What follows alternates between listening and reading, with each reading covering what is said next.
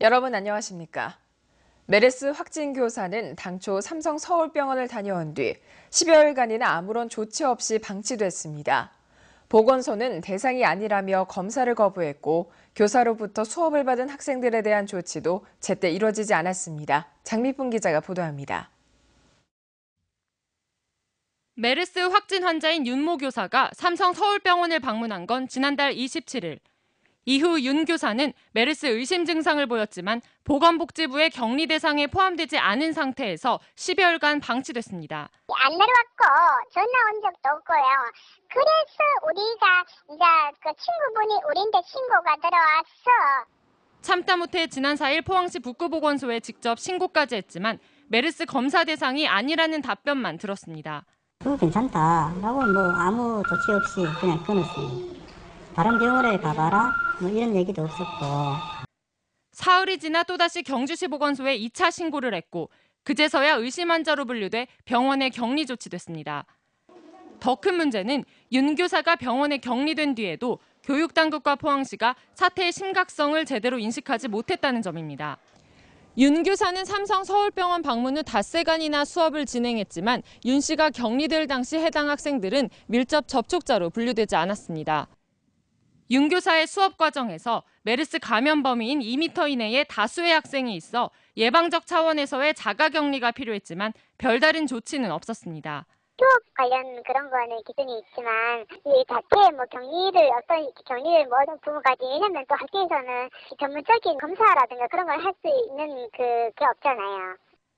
결국 지난 7일 윤 교사가 격리된 뒤 12일 확진 판정을 받기까지 나흘 넘게 학생들은 방치됐습니다. 만에 하나 학교에서 4차 감염자가 발생했다면 대규모 감염으로 이어졌을 수도 있는 대목입니다. 가족들은 격리가 됐는데 그 반에서 수업받았는 아이들은 격리 조치나 보건당국이나 교육계에서 아무런 조치가 없이 그냥 무방비로 노출되어 있었고 정부의 늑장 대처에다 규정에 얽매인 지자체와 교육당국의 안일한 대응까지 겹치면서 학생들의 안전은 뒷전으로 밀려났습니다. MBC 뉴스 장미부입니다. 정부와 지자체의 메르스 대처 과정 곳곳에서 허점이 드러나고 있습니다. 국민들이 알아야 할 메르스 관련 정보를 공개하지 않고 감추면서 불신을 자초했습니다. 김영일 기자가 보도합니다. 지난달 말부터 동국대 경주병원에는 경기도 평택과 영천 등지에서 메르스 관련 환자가 4명이나 이송돼 왔습니다. 외지에서 메르스 환자가 오게 된 이유가 무엇인지 또 지역사회 감염으로 이어지지는 않을지 경주에는 막연한 불안감과 함께 확인되지 않은 소문이 급속도로 번져나갔습니다. 불안해요. 왜냐하면 걱정되잖아요. 자식 키우는 입장도 그렇고 우리도 그렇고. 하지만 경주시는 10일이나 지나서야 뒤늦게 기자회견을 했고 문제가 없으니 안심하라고만 말했습니다. 메르스로 인한 국가적인 혼란과 걱정으로부터 빨리 회복이 될 수 있도록 시민 여러분과 함께 최선의 노력을 다하겠다는 말씀을 드립니다. 경주시의 뒷북 행정도 문제였지만 당시 기자회견문에는 메르스 환자가 모두 외지에서 온 4명뿐이라며 아주 중요한 정보를 누락시켰습니다. 기자회견 하루 전인 7일 50대 교사인 윤모 씨가 경주 지역 최초의 의심 환자로 동국대 경주병원에 격리됐지만 이 같은 사실은 빠졌습니다.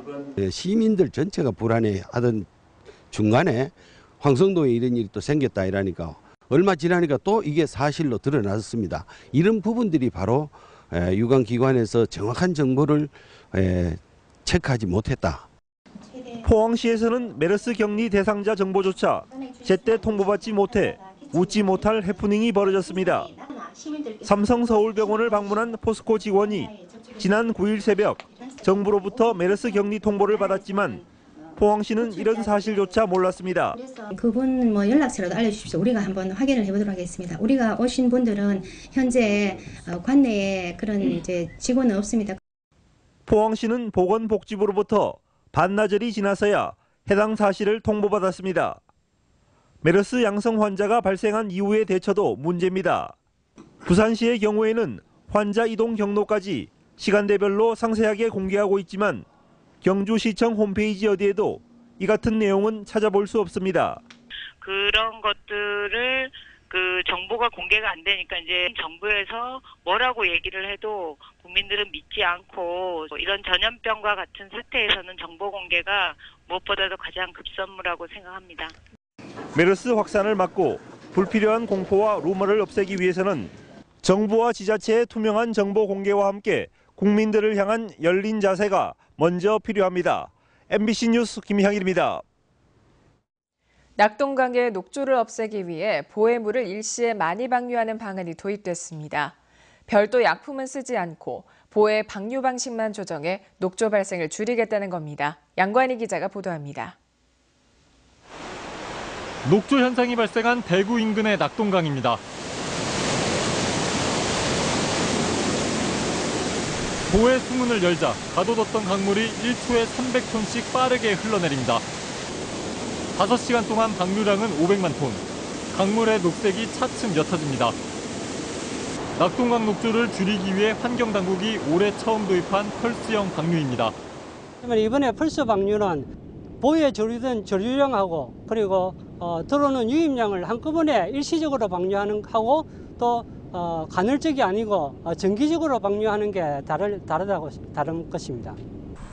펄스형 방류는 닷새 이상 비가 오지 않고 정상 상태에서는 검출되지 않는 남조류 세포수가 1ml에 1000개 이상 나오거나 할 때 일주일에 한 번씩 실시됩니다.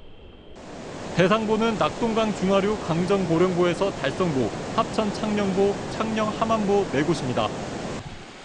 올해 낙동강 녹조는 이상고온의 가뭄으로 예년보다 보름 정도 일찍 발생했습니다. 녹조 문제가 유속과의 관련성을 인정한 부분이라서요. 적어도 수문을 상시적으로 개방을 했어요. 물의 흐름을, 강물의 흐름을 예전처럼 되찾지 않고서는 녹조 문제가 해결되리라고 보지는 않습니다. 환경당국은 펄스형 방류 모의 예측 결과 기존 보 운영 방법보다 조류 농도가 최대 36% 줄어들었다고 밝혔습니다. MBC 뉴스 양관입니다. 농업 개방이 확대되면서 10년 뒤에는 농가 소득이 도시가구의 절반 수준으로 떨어질 것이라는 전망이 나왔습니다. 정부가 농업 농촌을 보호하기 위한 중장기 종합대책 마련에 착수했습니다. 김건혁 기자입니다. 우리나라는 현재 미국을 비롯한 11곳과 FTA가 발효됐고 중국 등 4곳과는 협상을 타결했습니다. 이 밖에 다른 여러 나라와 협상이 진행 중이거나 준비 중입니다.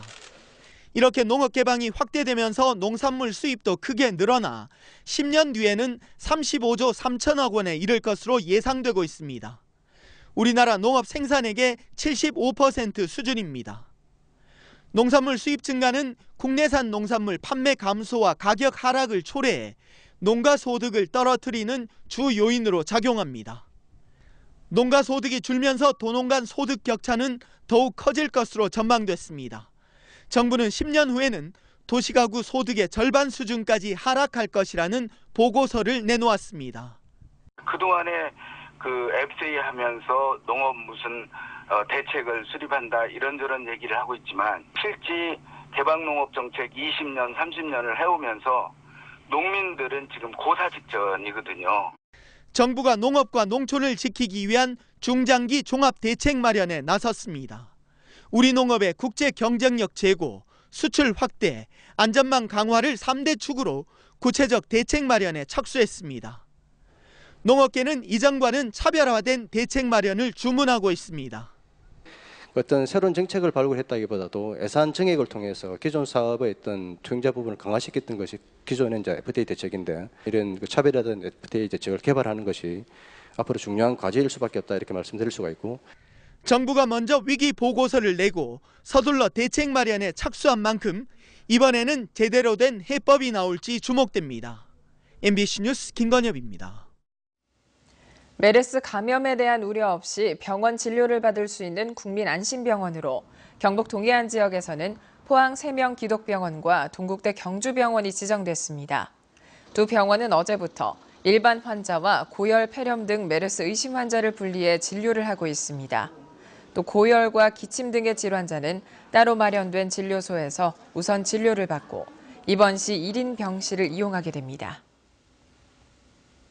포항 지역 교사가 메르스에 감염됨에 따라 인근 시군은 열화상 감지기를 설치를 늘리는 등 확산 방지에 주력하고 있습니다. 포항시는 성모병원과 S병원, 여성병원 등 8곳에 열 감지기를 설치하고 고령자가 입원한 24개 요양병원에 방문자를 통제하고 있습니다. 경주시도 열 화상 감지기 6대를 경주 하이코와 동국대 경주병원, KTX 신경주 역사, 고속 시외버스 터미널 등에 고정 배치한 데 이어 경주 서라벌 회관에도 추가로 설치하기로 했습니다. 울릉군도 메르스 유입 차단을 위해 울릉도 관문인 포항과 강릉, 속초 여객선 터미널에 열 화상 감지기를 설치해 운영하는 등 시군마다 열 감지기로 의심 환자 구별에 나서고 있습니다.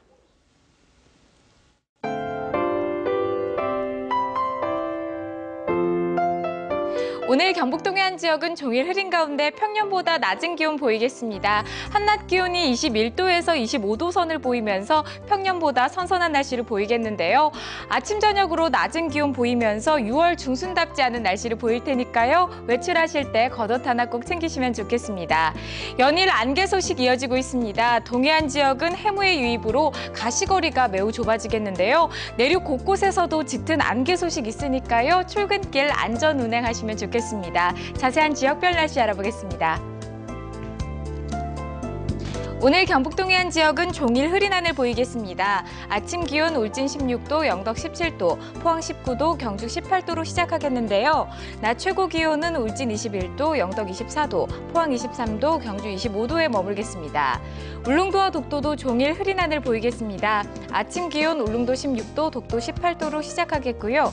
낮 최고 기온은 울릉도 22도, 독도 21도에 머물겠습니다. 동해 전 해상 흐린 가운데 구름 많이 지나겠습니다. 바다의 물결은 0.5에서 2m로 잔잔하겠습니다. 내일과 토요일 비 소식 있겠고요. 다음 주 중반까지 평년 기온을 밑돌겠습니다. 날씨였습니다. 포항 MBC 뉴스투데이를 마칩니다. 시청해주신 여러분 고맙습니다.